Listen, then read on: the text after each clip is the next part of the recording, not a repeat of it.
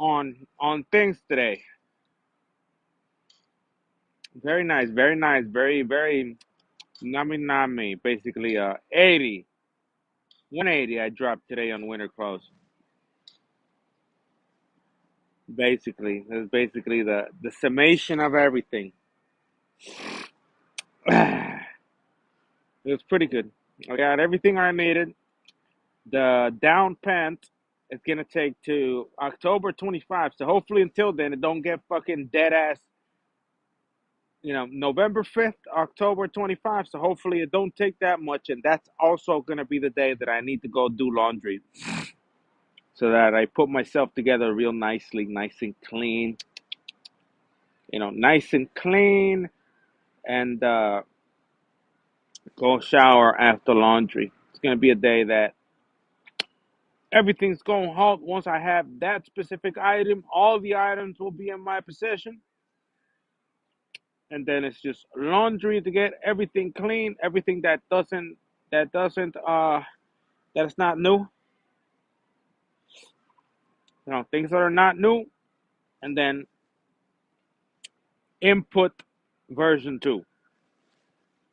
Version 3 from here, and I've said it already, is electric top and bottom. Basically thermal, electric. On top of thermal, and then everything else. That's only if I'm dying. Like, it has to be like a, if what I have is not enough. I didn't buy gloves. Didn't get the mittens because I can get mittens anywhere. Or the gloves that I got are enough, even though they're kind of cold, because I still got to put my fingers in my pocket. But it's just basically the same thing I had last winter with the fingers exposed. So they're all right. Today, today I made 170 in the stock market. My net liquidity only rose $25, but I made $170 in the stock market because I took mad losses during the day, and the IRA port didn't stop me from making trades. I was doing, it was like low trades, so it didn't fuck with me. The code worked all right. The indicator, the cross, the dots, basically SMA, trigger signals for option price based on happenings. Was there. It worked, definitely worked, but I started I started too late. A big signal happened that I could have gone in, or was technically going long, since not basically the option was going higher and higher and higher since the morning. And I only got a little taste. I made 170 with the taste of it going down. Doing intrinsic value as a YOLO, because I was losing, doing 15 contracts, losing because the market. Basically, what I found out is that time series code, or basically the code behind, if the 1, 2, 3, 4, 5, 6, 7, 8, 9, 10 minute fucking 2 hour, 4 hour code, or wherever that turns green or red based on momentum, is wrong, because it's not it has to be fixed. So I gotta create a version 2 of the entire thing. I could be like, hey, so I got this. I need to make this the best that it is to identify volume, RSI, what's there already, MACD, you know, similar to another code that I got, to ensure that time series tell me the correct thing. I want to see a chance of pump, still green up there. Not like a mixed signal. Because yes, today I'm sitting there. It's like, okay, this might be it. Let me go short here, because there is 4 green signals and like 8 gray.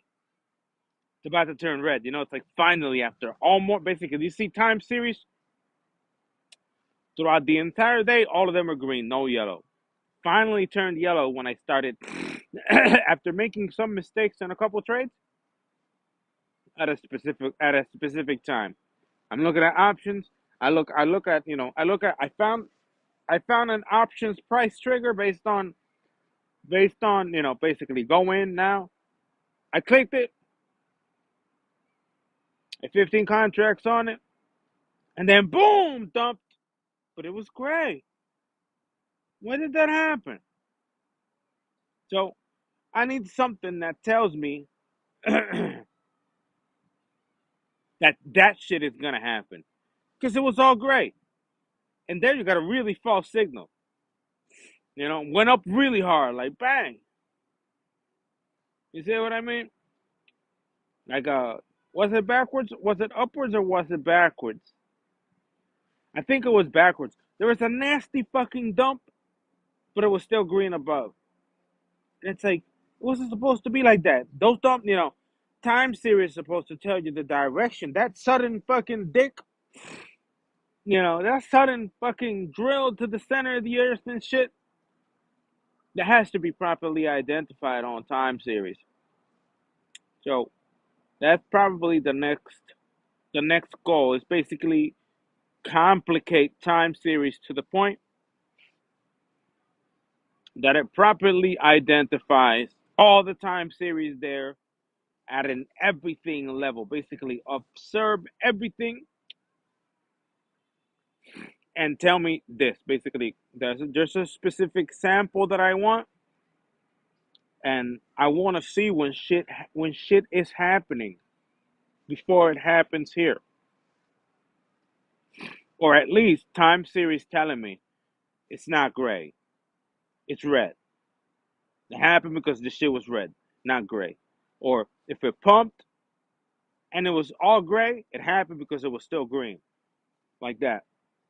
Because it was just gray. And that I used the options trigger and time series to basically focus my trade on them shits. But if that shit is wrong, I'm just entering into dog shit trades. That's not accurate.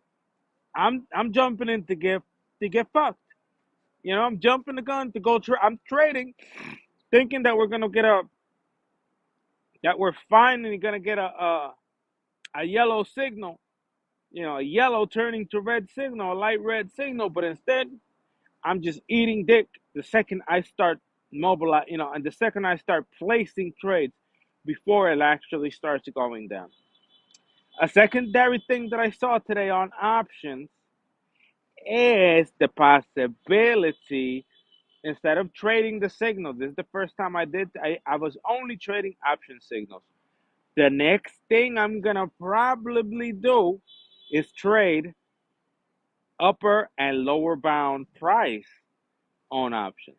You see that? You see that funny ass thing right there? I saw a trading opportunity when the market opens up and basically puts are above, calls are at the bottom. When they are at the fucking peak, that's a trading opportunity. If they make a peak, right? If puts peak and start going down, calls are gonna go up, and it's a guaranteed thing. It's not like it's an absolute guaranteed thing. It's not that it's gonna go lower than that unless the market is trying to fuck with me deep in the ass. But it's better than basically that signal. I didn't do it today. Using the lowest possible value on an option is more effective. It only could go up. That's basically as low as it went for this time. It's better than assuming that once puts and options cross, that they're gonna go higher, that they're gonna keep going and separate good, and you're entering a long signal. You see that? You see that distinction? Did I explain to you good? Basically, if an option reach a fucking absolute low and puts reach an absolute high, and they're starting to come closer together, That's a way better trade signal, unless they open up higher and keep going higher to trade, than doing a cross. Waiting to get a signal here for price to be for price to be above the small SMA on both sides, assuming that it's gonna go higher or lower depending what trade, when it's just very narrow. When it's just like that, when it looks just like my two fingers. Puts, calls, or calls, puts. It's best to trade the bottom, the lowest price on the option, maybe like $20, $25, or even less, and gain $50. No, gain 25 points, mark points, or more when it finally returns to both options together. Because that's how options operate. Options always end up together. When nothing is happening, they glue themselves up again. They're never like separated. You know, same mark, same price. Let's say a 589 call. I mean a 588 call, 589 put. They start like this. They're always gonna return to this. This is more likely. This right here is more likely than them being like that after 4 hours. Like $2 here, 25. I mean $200 per contract here, $25 per contract here. See that? It's less unlikely to assume that price is going to go higher or lower when options are like this than them are going to go higher if you're trading the fucking call or the put, or lower depending of what direction you're trading. So tomorrow, hopefully, the wizard's tongue, I'm going to look at option prices.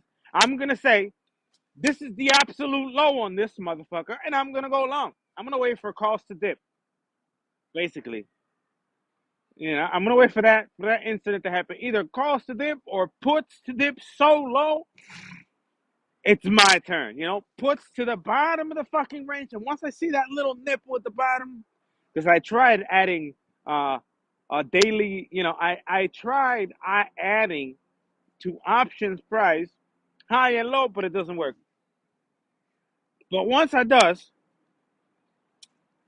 it'd be a good idea to see that bubble and say, fuck it. It's going to go. Eventually, if it's a good option, eventually they'll go back together. It's better to trade that.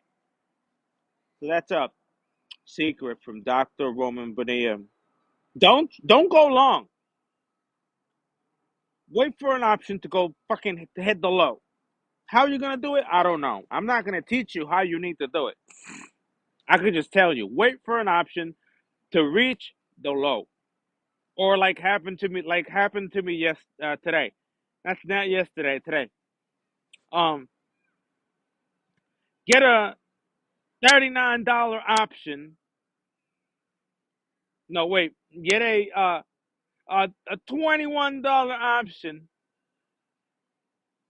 and hope it gets 50, 60, at least $50 per contract, like that. That's how I'm thinking. I'm thinking, oh, I'm gonna get a 21, hoping for 35. I'm gonna hope 25, hoping for 50, 50. Which is cash, mad money. It's mad money if it actually happens. So that's how I trade. I might get 20. I think 25 is a good number. Let's hope for 50. Bang. But it's better tomorrow, once I sit in that library, I'm gonna look for the low, and hopefully it's right when I sit down. I'm not gonna short because short is risky.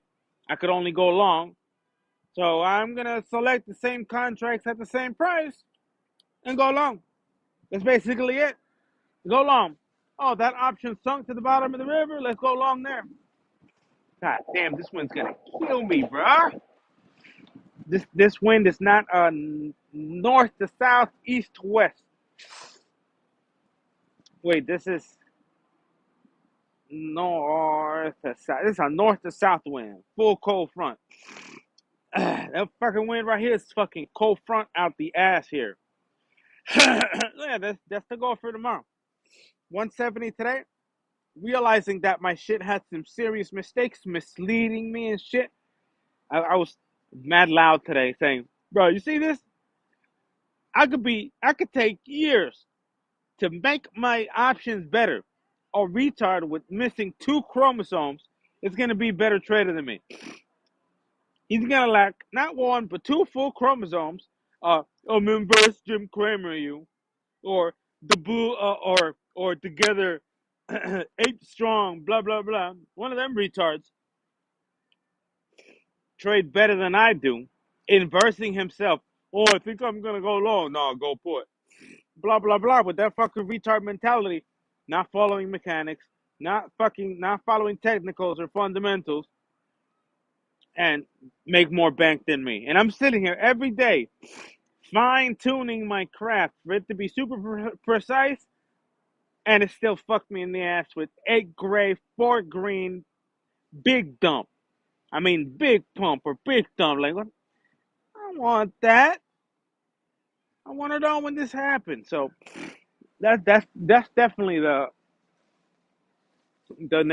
next strategy is to create a new version for time series, a more comprehensive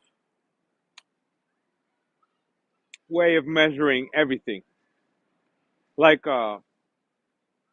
MACD is always pretty good. So the one that I have usually is pretty good for MACD, and then if MACD is a certain thing, something usually happens based on MACD. It's like a decimal value, like let's say 0.050 56, a really strong MACD indicator based on the number alone. Negative MACD is the beginning of a downtrend or an up, like that.